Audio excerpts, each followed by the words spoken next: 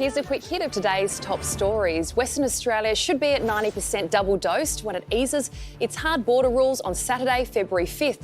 From that date, fully vaccinated interstate travellers will be allowed into WA with a negative test within 72 hours of travel and a test on arrival. There'll also be new mask rules for WA residents. But basically, the rules we'll have in place will reward vaccination.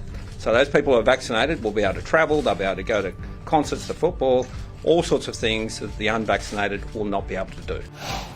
Omicron numbers are rising, with Victoria now investigating a further 9 possible cases of the new variant. And there are fears Omicron will surge in New South Wales over the next few days because of super spreader events. The state now has 64 Omicron cases. There are a further 9 positive tests overnight, with more genomic sequencing still pending. And we are expecting those numbers to actually jump quite significantly as those tests are performed. Another former Liberal staffer has broken her silence about the toxic culture inside Parliament House.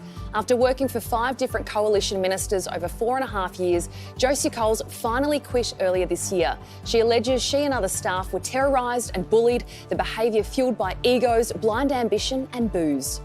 To have a nearly 40-year-old man screaming at me when there's no one else in the office. I could not count the amount of F words that were in that exchange. By day 3, I knew that I'd made a huge mistake. And it seems a Sydney motorist isn't happy at being fined over a very common car park practice. He reportedly vented on Facebook about a $275 ticket he copped for idling while waiting for an empty spot. The fine was for being double parked. Another motorist reportedly responded saying he'd also been pinged for a similar offence while dropping off a passenger.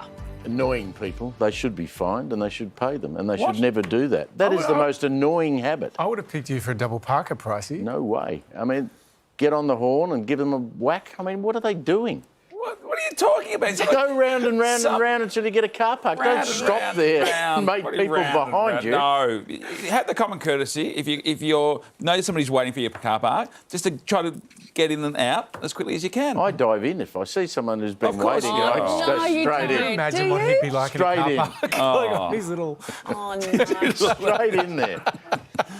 You would, wouldn't you? Yep, no 100%. way. See the opportunity. Get out, lock the car and walk off and do your shopping. Oh, my gosh. On your little trike. I'm not sure how old you think I am, to be honest. I know it's been a while since we've been together, but...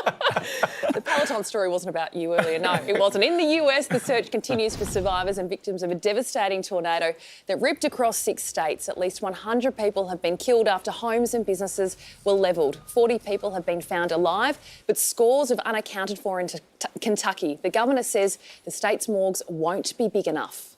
We're going to grieve together. We're going to dig out and clean up together, and we will rebuild and move forward together.